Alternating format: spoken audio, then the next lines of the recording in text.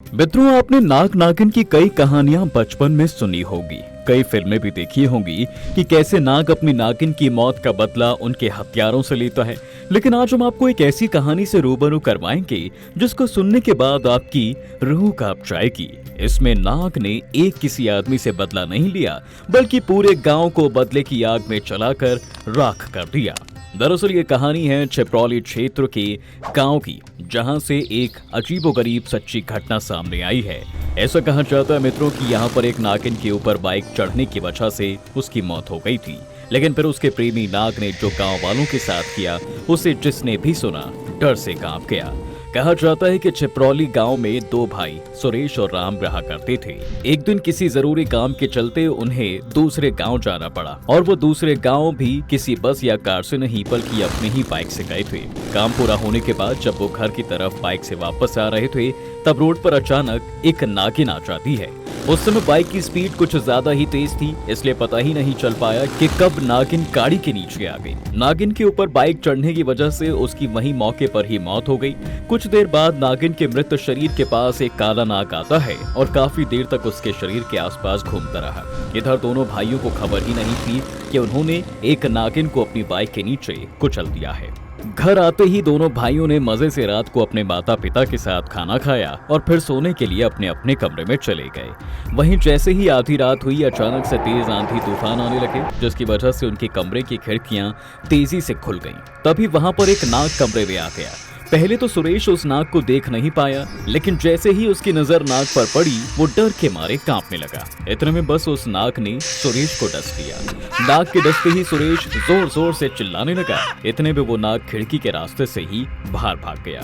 इतने में सुरेश के माता पिता और भाई राम उसके कमरे में भागते हुए आए, और जब सुरेश को देखा तो वो भी डर कर रोने लगे। सुरेश का पूरा शरीर नाग के डसने की वजह से नीला पड़ गया था और मुंह से झाग निकल रहा था। इतने में अपने भाई को बचाने के लिए राम ने तुरंत अपनी बाइक निकाली और सुरेश को लेकर उसके घर के पास के एक सपेरे के घर चला गया। सपेरा काफी जानकार था। उसने तुरंत सुरेश के शरीर को देखकर ये बता दिया कि इसको एक नाग ने काटा है। अच्छा, सिर्फ इतना ही नहीं, उसने अपनी विद्या से ये भी जान लिया कि किस नाग ने सुरेश को डसा है और उसको डसने के पीछे कारण क्या है। जिसके बाद उस सपेरे ने सीधे सुरेश के माता पिता को बुलाया और कहा कि आपका लड़का तो सुरेश कब का शरीर त्याग चुका है, अब किसी भी हालत में उसे जिंदा नहीं किया जा सकता। लेकिन आपके दूसरे बेटे राम की भी जान को खतरा है, क्योंकि इन्होंने एक नागिन की हत्या कर दी है, जिसकी वजह से उस नागिन का नाग आपके दोनों बेटों को मारना चाहता है।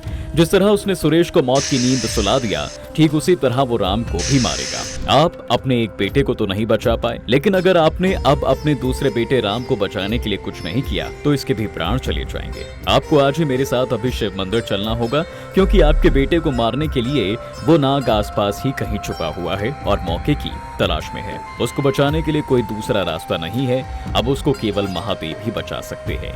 ये सब सुनकर दोस्तों सुरेश के माता पिता के तो होश ही उड़ गए। अभी एक जवान बेटे की मौत का शोक वो लोग ठीक से मना भी नहीं पाए थे कि दूसरे बेटे के प्राणों का खतरा मंडराने लगा। इसके बाद उन्होंने वैसा ही किया जैसा उस सपेरे ने कहा। वो लोग सीधा शिव मंदिर पहुंचे। मंदिर पहुंचते ही सपेरे ने राम से कहा कि महामृत्युंजय मंत्र का जोर जोर से 108 बार तुम्हें जप करना है, और वो सपेरा खुद राम के माँ बाप के साथ शिव मंदिर में ही कहीं छिप गया। भगवान शिव की प्रतिमा के सामने राम महामृत्युंजय मंत्र का जाप जोरों से करने लगा। तभी शिव मंदिर पर वो नाग राम को मारने आ गया। जैसे ही वो राम को मार डालने वाला था, अचानक तेजी से बिजली कड़कती है और नाग के पूरे शरीर में अपने आप आग लग जाती है और वो वहीं भस्म हो जाता है। इस तरह महादेव ने राम की जान बचा ली थी। सपेरे और राम के माँ बाप ये सब देख ही रहे थे। जब राम का महामृत्युंजय मंत्र का जप पूरा हुआ तो उसे सारी घटना सुनाई। ये सुनते ही वो हैरान रह गया। उस नाग से उसे भगवान शिव ने ही बचाया था। सभी ने महादेव को प्रणाम किया और राम को एक सबक भी मिल गया कि गाड़ी चलाते समय हमेशा सावधान जरूर रहना चाहिए, कहीं हमारी लापरवाही की वजह से किसी बेजुबान मासूम की जान ना चली जाए। तो दोस्तों, नाग के बदले की ये कहानी आपको कैसी लगी हमें कमेंट करके जरूर बताइएगा। वहीं दोस्तों, इन दिनों जैसी टीवी और फिल्मों में सांपों के बारे में दिखाया जाता है, उसने सभी के मन में ये सवाल जरूर आता है कि ये सच में इच्छाधारी नाग नागिन होते थे आखिर हमारे धर्म पुराणों में इसके बारे में क्या लिखा हुआ है? दरअसल ग्रंथों के अनुसार इच्छाधारी सांप उन्हें कहा जाता है जो किसी भी इंसान का रूप लेकर पृथ्वी पर घूम सकते हैं। हालांकि वो कभी भी सांप का रूप धारण करने में भी सक्षम होते हैं। मान्यता है कि इस तरह के इच्छाधारी नाग नागिन कोई भी रूप धारण कर सकते हैं और सबके बीच साधारण मनुष्यों की तरह रह सकते हैं। आपको बता दें कि हमारे देश में नागों की सबसे ज्यादा प्रजातियां पाई जाती हैं और तो और हमारे धर्म शास्त्रों में नाग पूजा का प्रचलन तो पौराणिक काल से चला आ ही रहा है।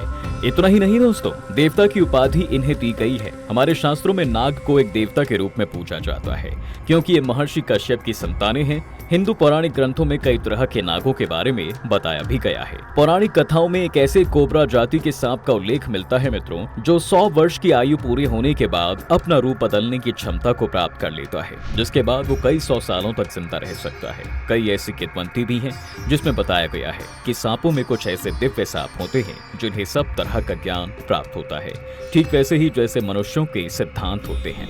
उसी प्रकार सांपों में सिद्ध नाग नागिन भी होते हैं जो अपनी इच्छा अनुसार किसी भी इंसान का रूप लेकर लोगों की मदद करते हैं। पौराणिक मान्यताओं के अनुसार इंसान के साथ साथ 84 लाख योनियों के जीवों में कुछ ऐसे भी जीव हैं जो कि रहस्यमय माने जाते हैं। उनके बारे में सब कुछ सही पता लगाना आसान नहीं होता और इनमें से एक सांप भी है। प्राचीन काल की बात की जाए तो तब लगभग 30 से 40 फुट के नाग पाए जाते थे। ये भी कहते हैं दोस्तों कि द्वापर युग में श्री कृष्ण ने जिस अगासुर नाम के सर्प दानव का वध किया था वो करीब इतना ही बड़ा था। महाभारत जैसे ग्रंथों में नागवंश और नाग कन्याओं का उल्लेख मिलता है। महाभारत में एक कथा मिलती है कि सर्वश्रेष्ठ धनुर्धर अर्जुन, इनकी एक पत्नी का नाम उलूपी था जो कि एक बेहद खूबसूरत और आकर्षक नाग कन्या थी। इतना ही नहीं, भीम के पुत्र घटोत्कच का विवाह भी एक नाग कन्या से ही हुआ था जिसे मौरवी, अहिलावती और कामकंटका के नाम से जाना जाता है। आगे चलकर अहिलावती ने एक अत्यंत बलशाली राक्षस को जन्म भी दिया था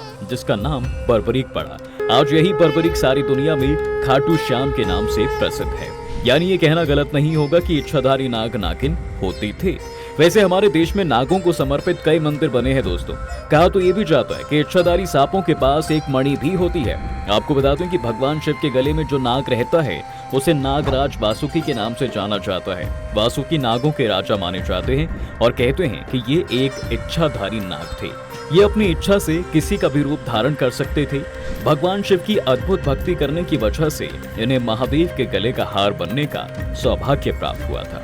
वहीं आपको बता दें, हमारे धर्म शास्त्रों में देवी मनसा का भी उल्लेख मिलता है।